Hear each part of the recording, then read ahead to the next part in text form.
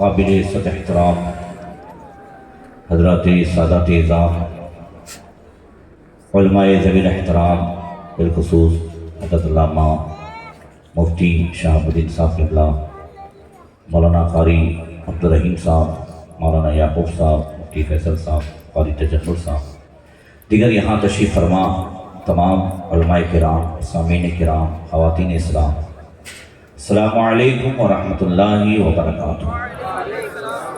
الحمدللہ وکفا والصلاة والسلام علی محمد المصطفیٰ وعلى آلہ واصحابہ الذین سعدوا فی معارج الحق والہدی وخلفاء ساداتنا ابی بکر صدیق الاکبر وعمر الفاروق الاعظم وعثمان ذی النورین واسد اللہ الغالب علی المرتضی وابنہ الامام حسن المجتبی وصبتہ الامام حسین شہید دافع الکرب والبلاء وأمهما سيدة النساء فاطمة الزهراء وابنه عبد القادر سيدنا غوث الورى وسراج أمة أبي حنيفة إمام أئمة الهدى وإمام أهل سنته مجدد الأعظم لدينه وشريعته سيدنا أحمد رضا وابن الشيخ المفتي الأعظم مصطفى رضا وابنه سيدي وسندي وذخري الشيخ المفتي أحمد رضا وجميع أهل سنة وجماعة دائما أبدا أبدا. أما بعد فاعوذ باللہ من الشیطان الرجیم، بسم اللہ الرحمن الرحیم. ان الذین یتلون کتاب اللہ واقاموا الصلاۃ وانفقوا مما رزقناهم سرا وعلانیہ یرجون تجارۃ لن تبور لیوفیہم اجورہم ویزیدہم من فضلہ. صدق اللہ مولانا العظیم. درود شریف پڑھیں اللہم صلی علی سیدنا مولانا محمد معدن الجود والکرم وآلہ وصحبہ بارک وسلم. شاہپور کی اس کوارٹرز کالونی کی بزم رضا الہی مسجد میں چلنے والا یہ بزم رضا الہی مدرسہ کہ جس کی آج بڑی تناوت اور ہری بھری ڈالی کو دیکھنے کے لیے ہم اور آپ جمع ہوئے. اللہ تبارک و تعالی اپنے حبیب صلی اللہ تعالی علیہ وسلم کے صدقے میں ہمارے جمع ہونے کو، اکٹھا ہونے کو قبول فرمائے. اس محفل کو دنیا و آخرت میں ہم سب کو ذریعہ نجات بنائیں. مولا کریم ہم سب کو علم نافع، عمل صالح کی توفیق عطا فرمائے. خصوصیت کے ساتھ اس مدرسے بزم رضا الہی کو خوب ترقی عطا فرمائے. یہاں پڑھانے والے اساتذہ، پڑھنے والے طلبہ اور تمام معاونین کو اللہ تبارک و تعالی دین و دنیا کی بھلائی عطا فرمائے اور کل حشر میں اس کا بہتر سے بہتر اجر عطا فرمائے. اور جن والدین نے حافظ معین کو یہاں پر حفظ کروایا اور دین کے راستے پر ڈالا ہے، اللہ تبارک و تعالی انہیں بھی دنیا و آخرت میں اس کا بہتر اجر عطا فرمائے.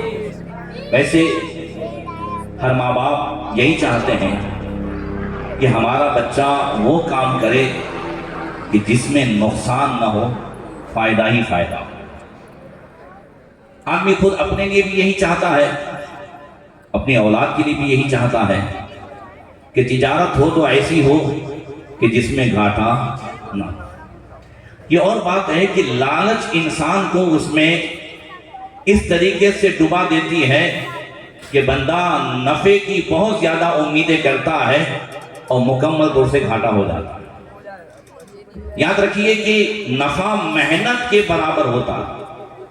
محنت جتنی زیادہ ہوتی ہے نفع اتنا ہوتا ہے. مگر بات یاد آ گئی ہے تو کہہ دیتا ہوں کہ آج کل کے نوجوان جو ہے وہ محنت کم کرنا چاہتے ہیں اور ایک ہی رات میں کروڑ پتی بننا چاہتے ہیں. اور اسی وجہ سے رات میں دن ایسی فریادیں آتی ہیں کہ 2 لاکھ شیئر بازار میں ہار گیا، 5 لاکھ ہار گیا، یہ سٹے میں ہار گیا، یہ اس میں ہار گیا. تو یہ سب یہ ہے کہ نوجوان کو رات ہی رات میں کروڑ پتی بننا ہے. محنت جتنی زیادہ ہوگی، حدیث میں ہے من جدہ فوجدہ، جس نے محنت کی اس نے پایا. میں دنیا کی بھی بات کر رہا ہوں. جس نے محنت کی اس نے پایا. چاہے دین میں ہو چاہے دنیا میں ہو، محنت کے برابر ہوتا ہے. وَأَن لَيْسَ لِلْإِنسَانِ إِلَّا مَا سَعَىٰ. انسان کے لیے وہی ہوتا ہے جو وہ کوشش کرتا ہے.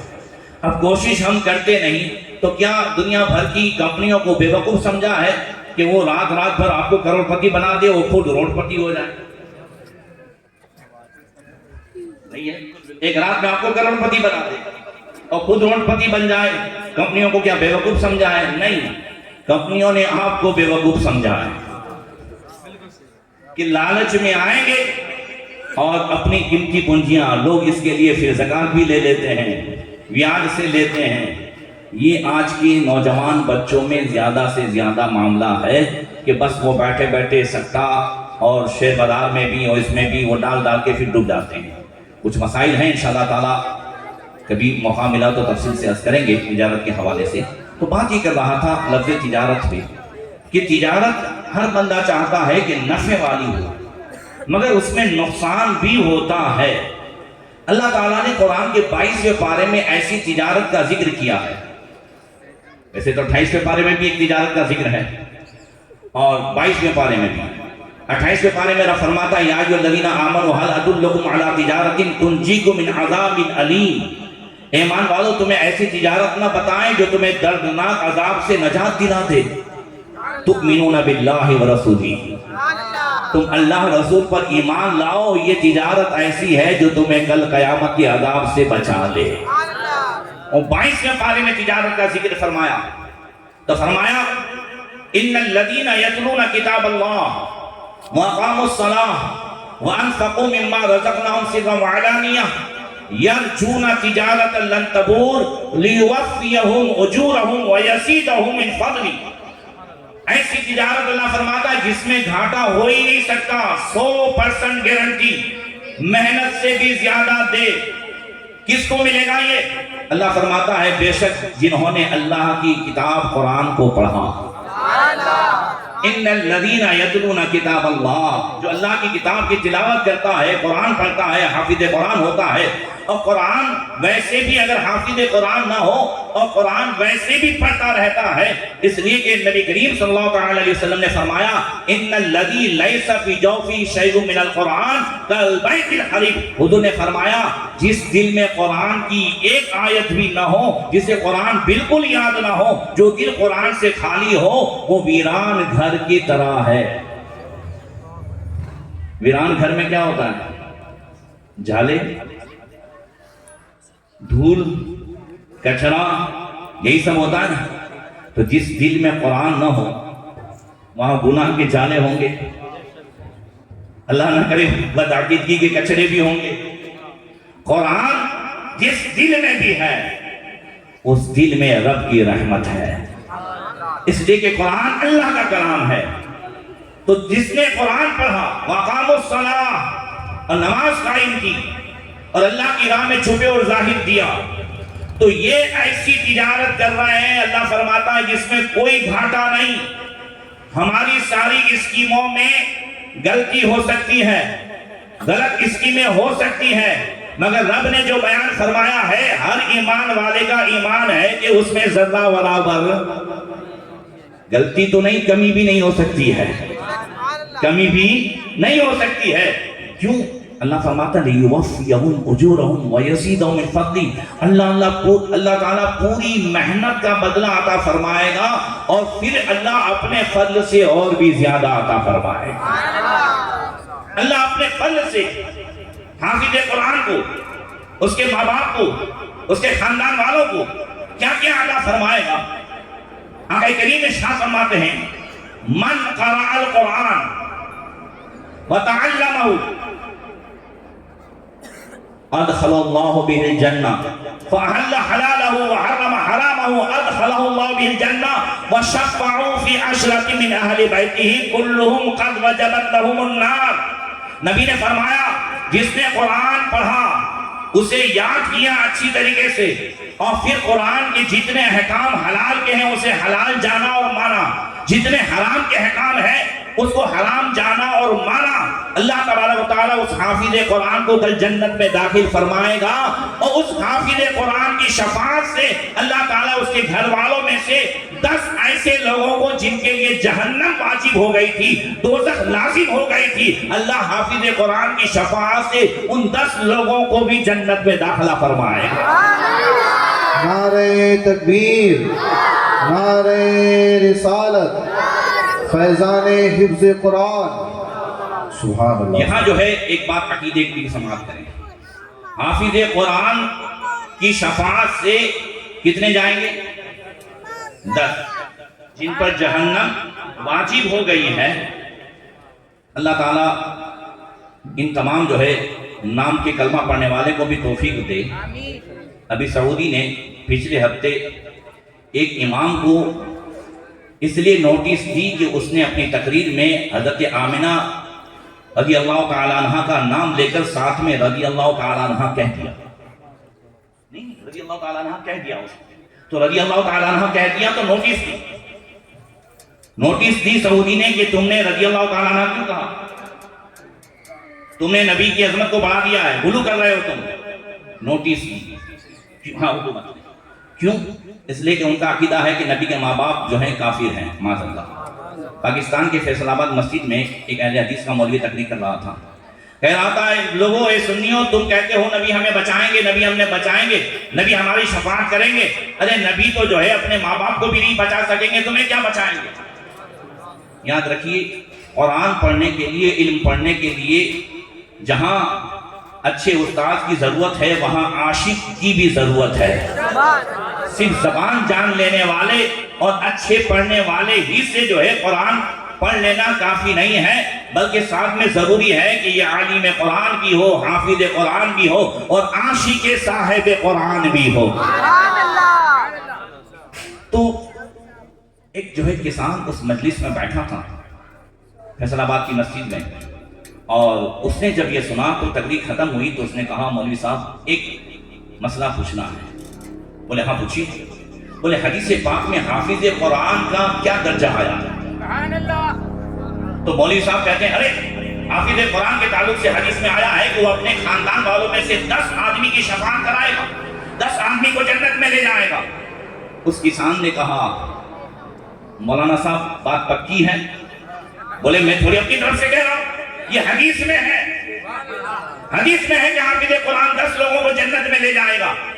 تو اس کسان نے کہا مولانا صاحب آپ کے اس علم پر افسوس ہے، آپ کا یہ تو یقین ہے کہ جس نے قرآن یاد کیا وہ اپنے گھر والوں میں سے 10 کو جنت میں لے جائے گا، اب جس پر قرآن نازل ہوا ہے آپ یہ کہہ رہے ہیں کہ ان کے ماں باپ جو ہے جہنم میں جائیں گے؟ ارے کل قیامت کے دن شفاعت کا دروازہ یہی کھلوائیں گے۔ اعلیٰ حضرت فرماتے ہیں سنتے ہیں کہ محشر میں صرف ان کی رسائی ہے، جب ان کی رسائی ہے لو جب تو بنائی ہے، مطلع میں یہ کیا شک تھا، واللہ رضا واللہ صرف ان کی رسائی ہے، صرف ان کی رسائی ہے۔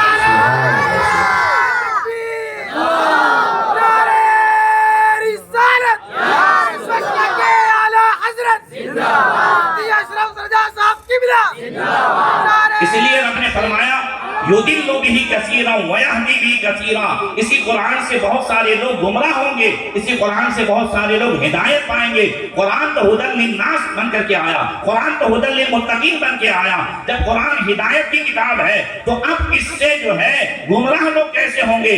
بات یہ ہے کہ پڑھانے والا کیسا ہے، پڑھانے والا جیسا ہوگا پڑھنے والا ایسا ہوگا۔ قرآن ایک آئینہ ہے، اس میں جس طرح لے کے جاؤ گے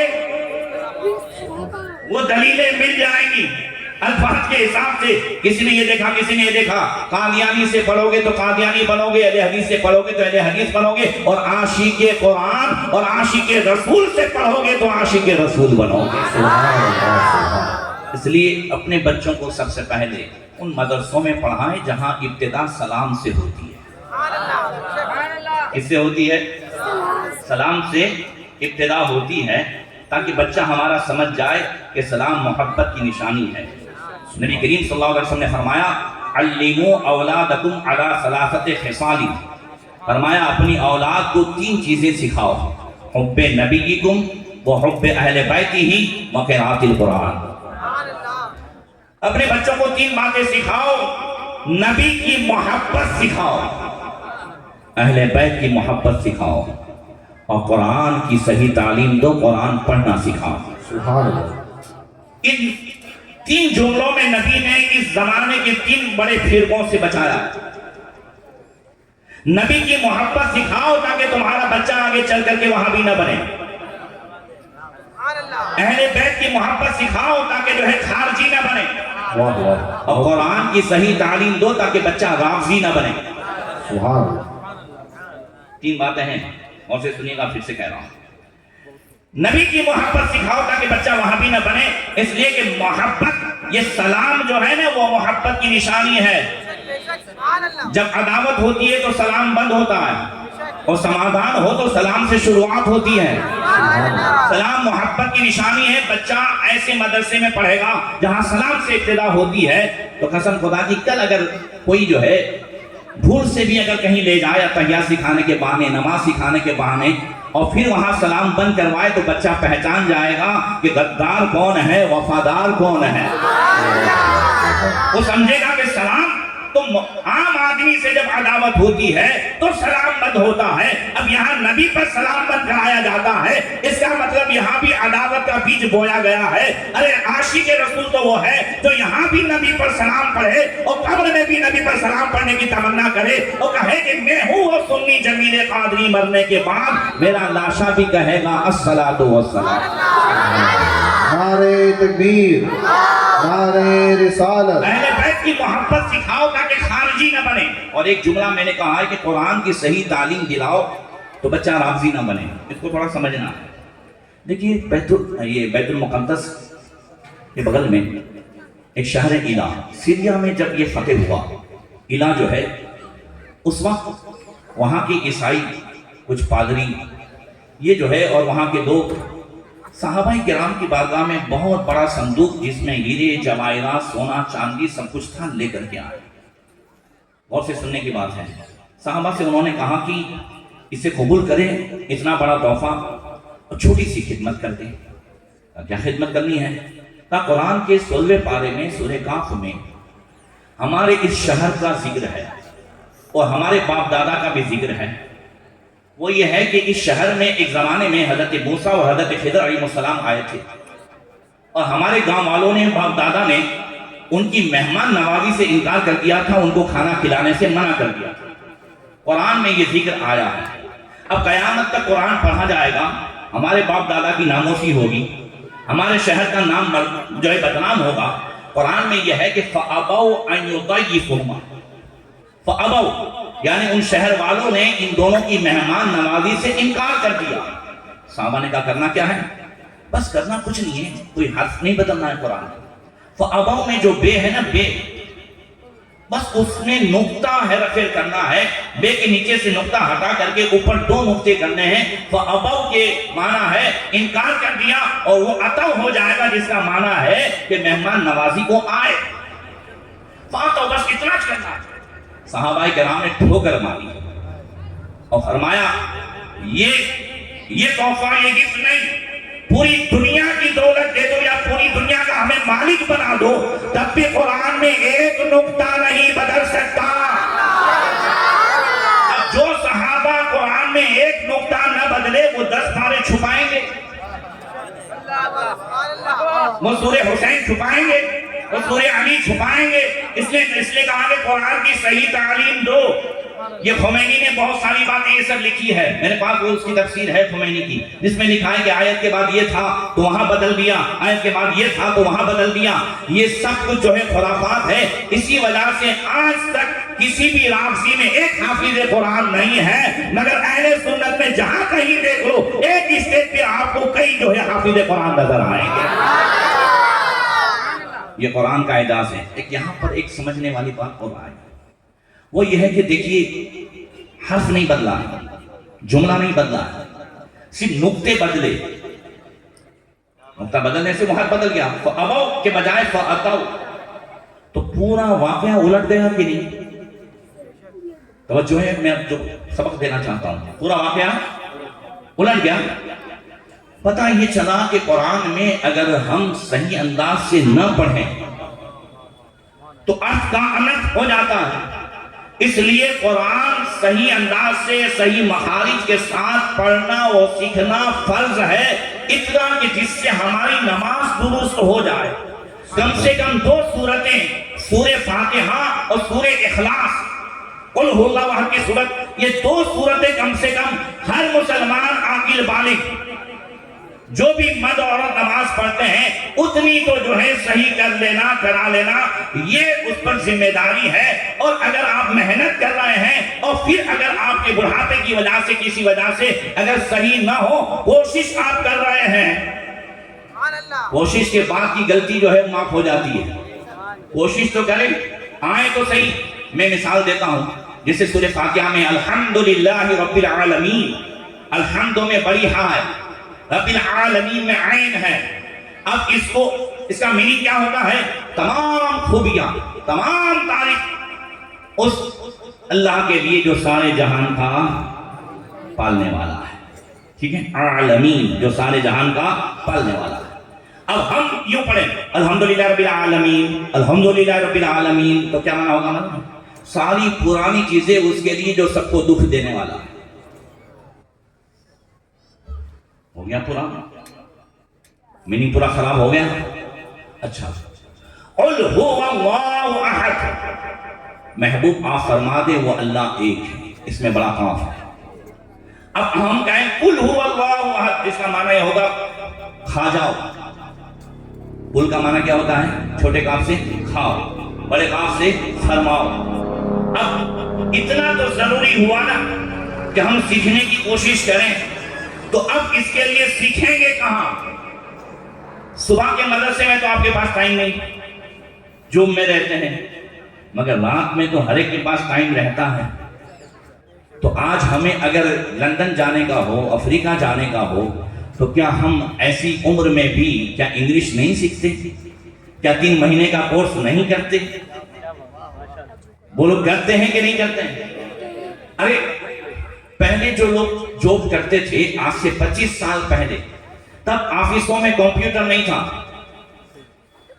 مگر اب وہی جو صاحب ہیں، جو ابھی صاحب بنے ہیں، اب کمپیوٹر آ گیا ہے، تو ابھی اس عمر میں بھی انہوں نے سیکھا کہ نہیں سیکھا؟ آیا نا بولو، ہم سیکھتے ہیں کہ نہیں سیکھتے ہیں؟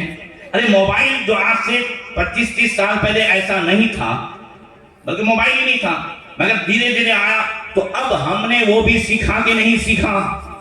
دادا سے سیکھا، دادا نے جو ہے پوتے سے سیکھا، نانا نے نواسے سے سیکھا۔ ایک دادا اور نانا، پوتے اور نواسے سے موبائل سیکھ سکتے ہیں، تو ایک مقتدی اپنے امام سے قرآن نہیں سیکھ سکتا ہے؟ بولو ہو سکتا ہے کہ نہیں ہو سکتا؟ تو رات میں مدرسہ ہو، اور اکثر ائمہ کوشش کرتے ہیں رات میں مدرسہ، میں کہتا ہوں بہت زیادہ نہیں، اگر آپ بہت زیادہ نہیں پڑھ سکتے تو اپنی جو ہے یہ تلاوت اور قرآن صحیح کرنے کی کوشش کریں۔ اور جانیے رات میں جو ٹائم ہم گزارتے رہتے ہیں نا، موبائل میں، گیم میں، باتوں میں، اور یہی اگر ہم نے آدھا گھنٹہ 15 منٹ قرآن سیکھنے میں، یا کہیں درس و بیان میں، مسائل سیکھنے میں اگر ہم نے تھوڑا سا بھی وقت گزارا، تو آقا کریم صلی اللہ علیہ وسلم نے حضرت معاذ بن جبل سے فرمایا تھا، یا معاذ لأن تغدو تعلم آیتا من کتاب اللہ خیر من ان تصلی 100 رکعت، ویا معاذ لأن تغدو تعلم بابا من العلم خیر من ان تصلی 1000 رکعت۔ اے معاذ تم صبح اس حال میں کرو کہ تم نے رات میں قرآن کی ایک آیت بھی سیکھی ہے، اللہ پوری رات 100 رکعت نوافل پڑھنے سے زیادہ ثواب عطا فرمائے گا۔ قرآن کی ایک آیت، اور رات میں اگر چند مسائل سیکھ لیے، علم کا ایک چیپٹر سیکھ لیا، تو اللہ تعالیٰ پوری رات میں 1000 رکعت نوافل پڑھنے سے بھی زیادہ ثواب عطا فرمائے گا۔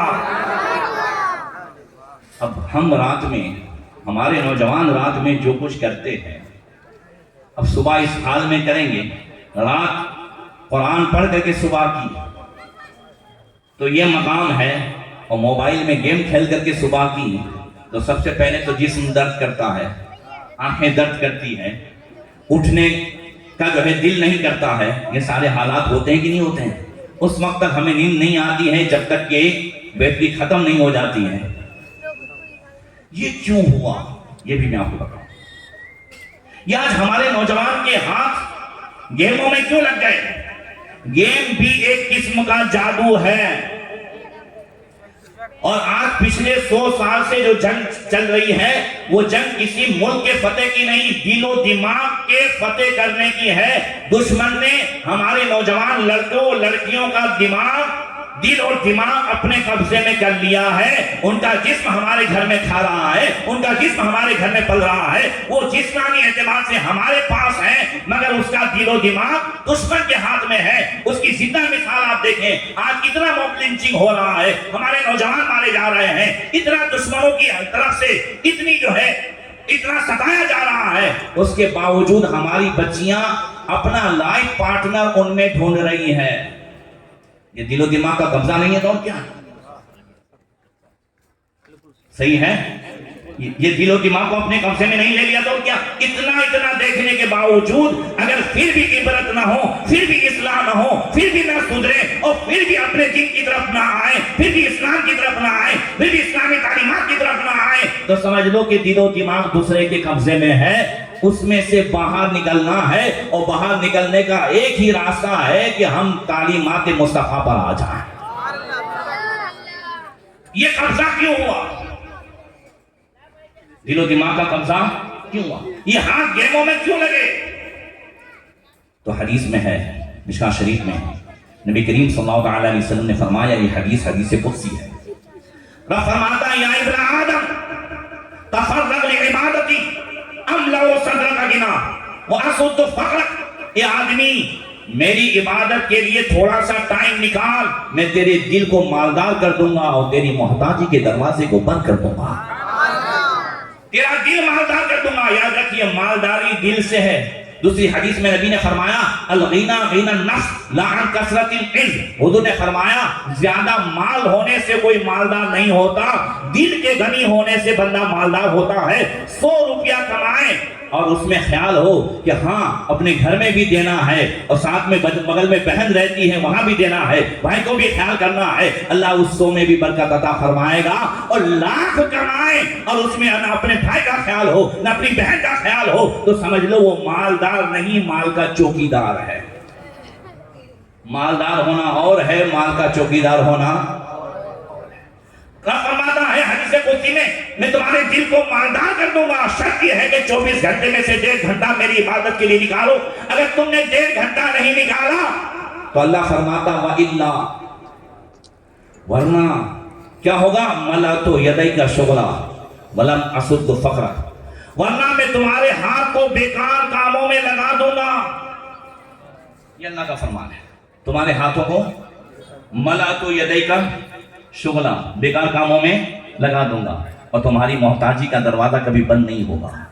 آج اتنا کما لیتے ہیں پھر بھی محتاجی ہیں، پھر بھی برکت نہیں۔ ہاتھ ہمارے نوجوانوں کے گیموں میں ان سب میں لگے ہیں، وہ کہتے کیا ہیں؟ جب بھی کہو کہ رات میں مدرسے میں آؤ، رات میں یہ کرو، درس میں آؤ، کہتے ہیں ٹائم نہیں ملتا ہے۔ آپ گیم کیوں کھیل رہے ہیں؟ یا ٹائم پاس نہیں ہو رہا ہے۔ پورے لاک ڈاؤن میں آپ کو بتاؤں کہ جب بھی نفس یہ کہے کہ ہاں ٹائم پاس کرنا ہے گیم کھیل کر کے، یا جو ہے معذاللہ بی پی فلم دیکھ کر کے یا دوسرا کچھ دیکھ کر کے ٹائم پاس کرنا ہے، اس وقت اپنے دل سے پوچھنا کہ کیا بحیثیت مسلمان تجھے طہارت کے، پاکی ناپاکی کے سارے مسائل معلوم ہیں؟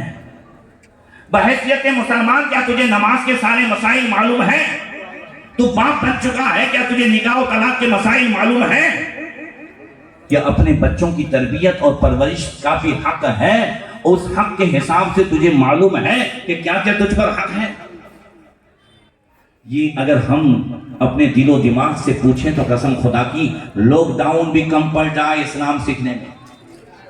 اس لیے میں نے مولا کائنات کا وہ جو ہے فرمان سنایا تھا کہ اِنَّ مِنَ الشُّغْلِ يَفْرِقَ تَعْتُ شُغْلًا، اگر بیزی رہنا چاہتے ہو تو سید السادات مولا کائنات مولا علی کرم اللہ تعالیٰ وجل کریم نے فرمایا، بیزی رہنا چاہتے ہو تو اللہ رسول کی فرما برداری میں مشغول ہو جاؤ، تمہیں کبھی ٹائم نہیں ملے گا۔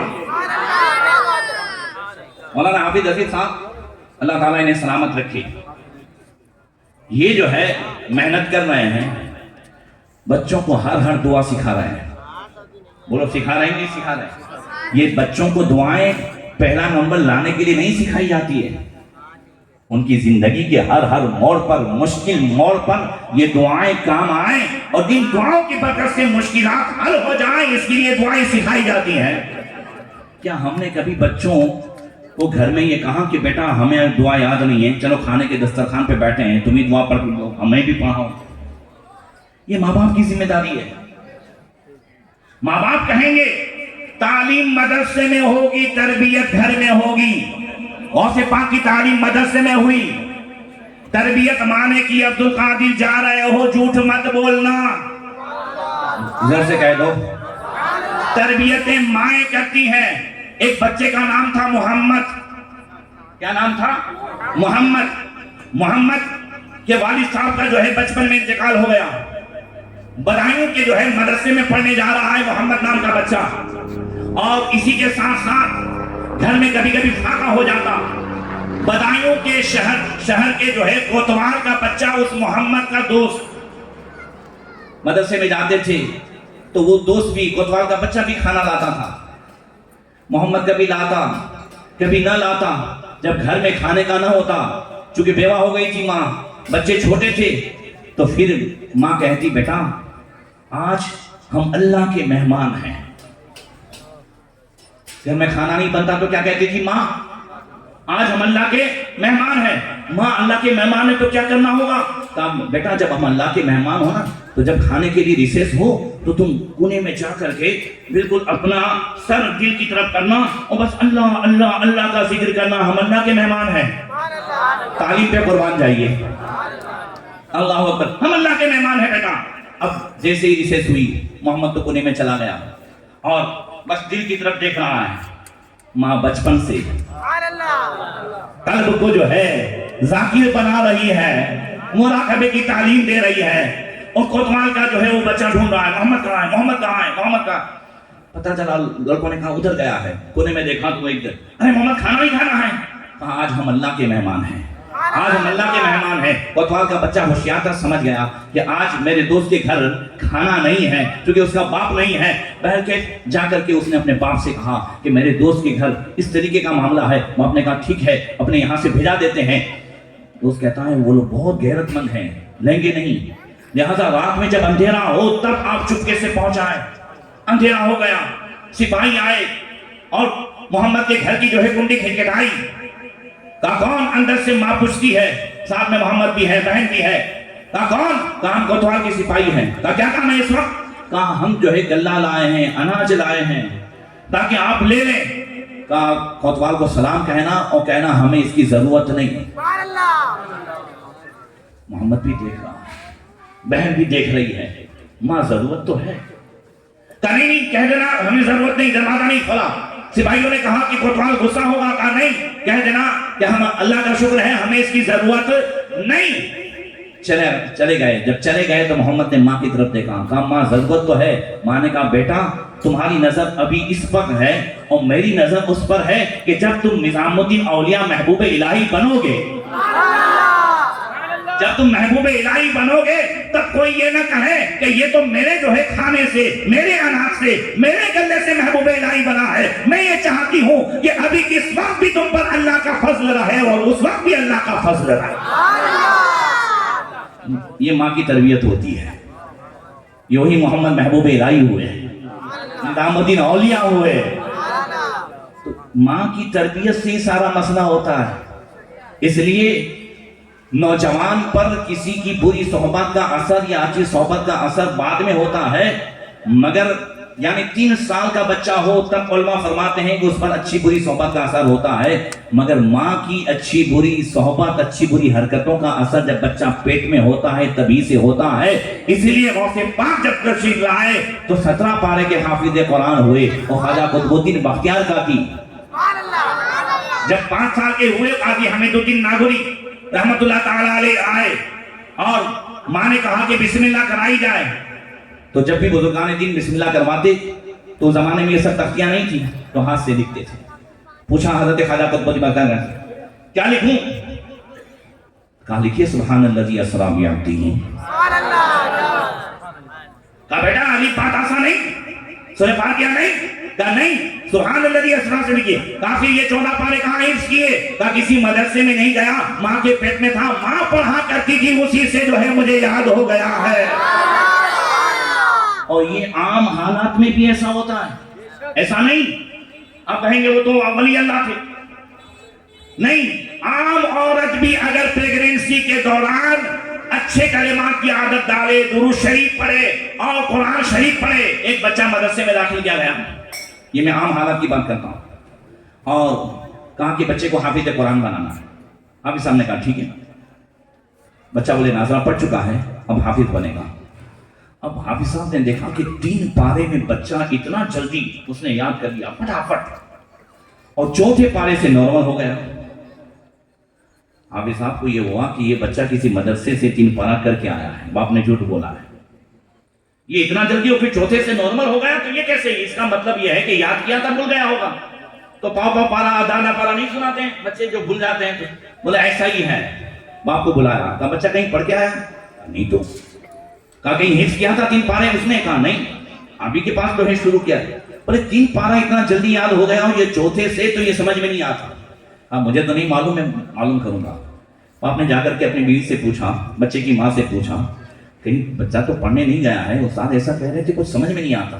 تب ماں پہلی مرتبہ بولی کہ 3 پارے مجھے بھی یاد ہے، میں چلتے پھرتے اسے پڑھا کرتی، میں بچے کو دودھ پلاتے وقت پڑھا کرتی، میں جو ہے جب بچہ پیٹ میں تھا تب پڑھا کرتی. یہ اس کا اثر ہے کہ بچے نے 3 پارے جلدی یاد کر لیے ہیں. سبحان اللہ، سبحان اللہ، زندہ باد. ماں صالحہ ہوتی ہے تو بیٹا صالح ہوتا ہے، ماں حافظ قرآن ہو تو بیٹا حافظ قرآن ہو. اور ماں اگر جو ہے پریگننسی کے دوران گانے کو پسند کرے، گالیوں کو پسند کرے، زبان پہ گالیاں جو ہے بولتی رہے، تو بچہ آگے چل کر کے کھلاڑی ہوگا، نافرمان ہی ہوگا، ستانے والا ہی ہوگا.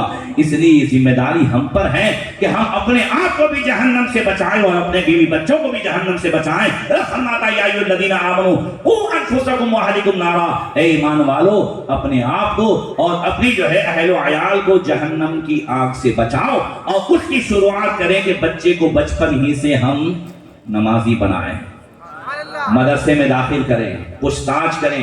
اور آپ کے یہاں اگر جہاں کہیں رات کا مدرسہ نہیں ہے تو آپ 4-5 نوجوان جاؤ امام صاحب کے پاس، ان کی بارگاہ میں پیش کرو، شروع کراؤ. بھئی دینے والا تو موجود ہے، لینے والا بھی تو کوئی چاہیے نا.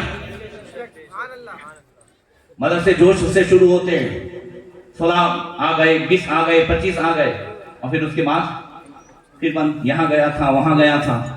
نہیں، جو میں نے بات کی ہے اس کے حساب سے پورا مجمع بولے کہ کم سے کم 2 سورتیں صحیح کرنا صحیح ہے کہ نہیں؟ نماز کو صحیح کرنے کے لیے اتنا تو ضروری ہے کہ نہیں؟ آگے آپ پڑھیں. میں نے بہت سارے لوگوں کو دیکھا ہے کہ ریٹائر کے بعد قاری ہوئے ہیں.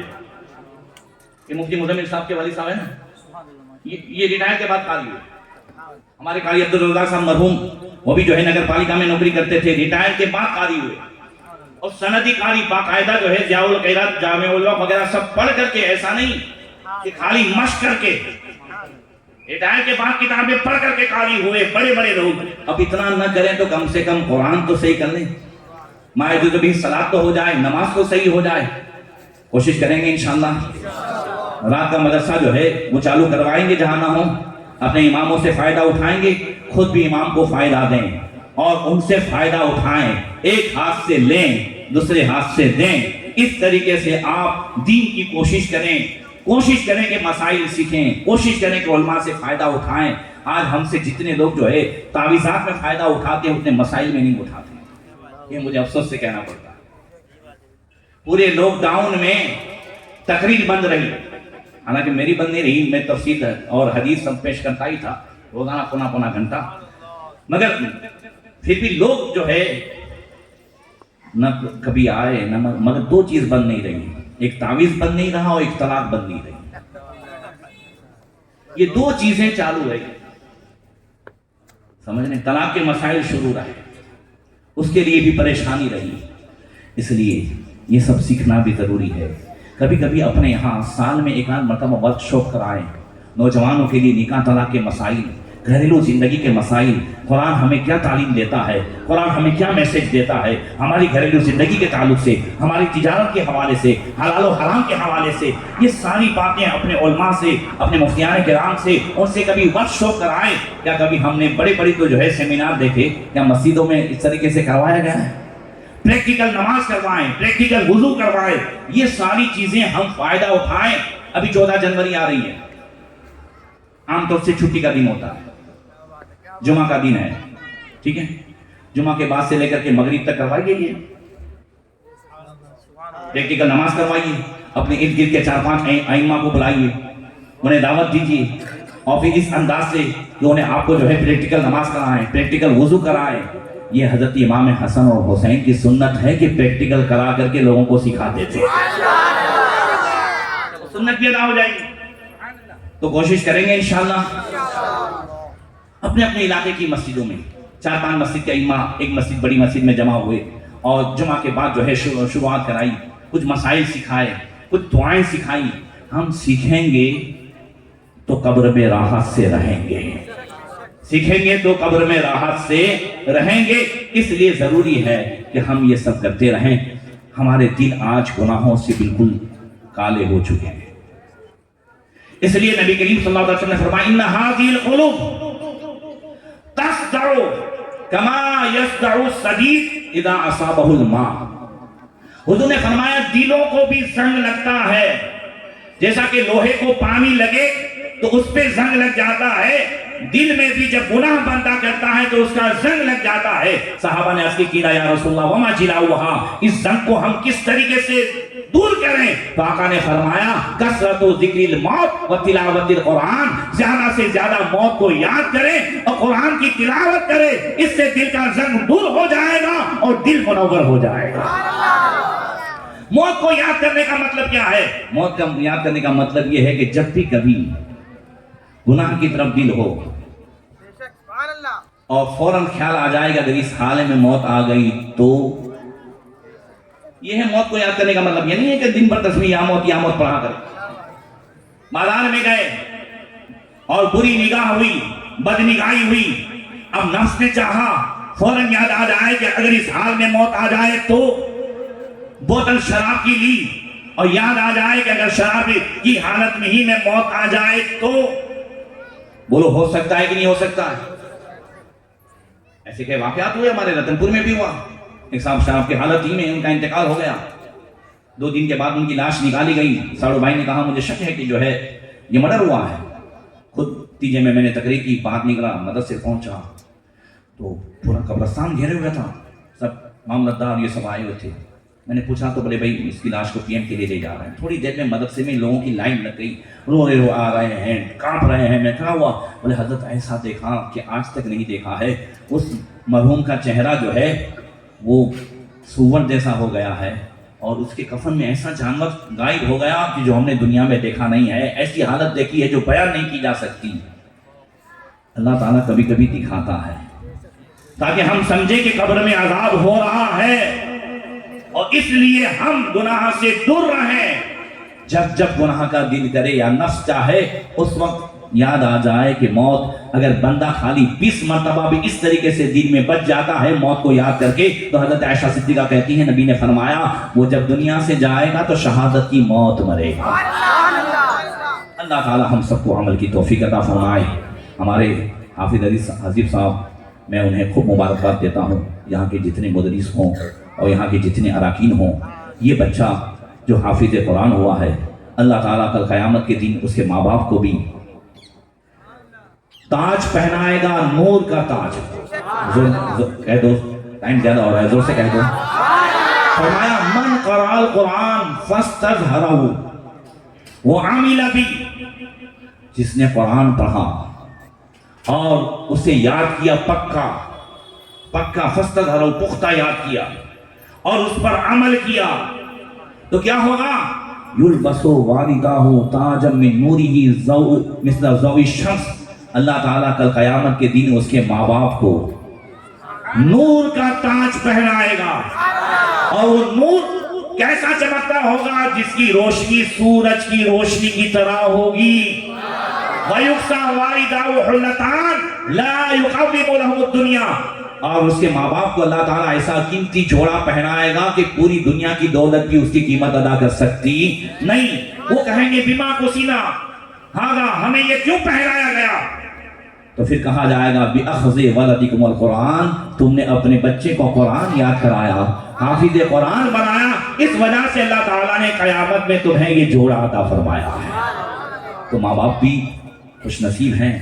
اللہ تبارک و تعالیٰ ہمارے دوسرے بھائیوں کو بھی توفیق عطا فرمائے، مدارس کی طرف توجہ کرنے کی توفیق عطا فرمائے۔ یہی اسلامی قلعے ہیں، جب قلعہ مضبوط ہوگا تو پھر اس میں رہنے والے مضبوط ہوں گے، قلعے کی حفاظت ہوگی تو رہنے والوں کی حفاظت ہوگی۔ اللہ تبارک و تعالیٰ ہمیں توفیق عطا فرمائے۔ السلام علیکم ورحمۃ اللہ وبرکاتہ۔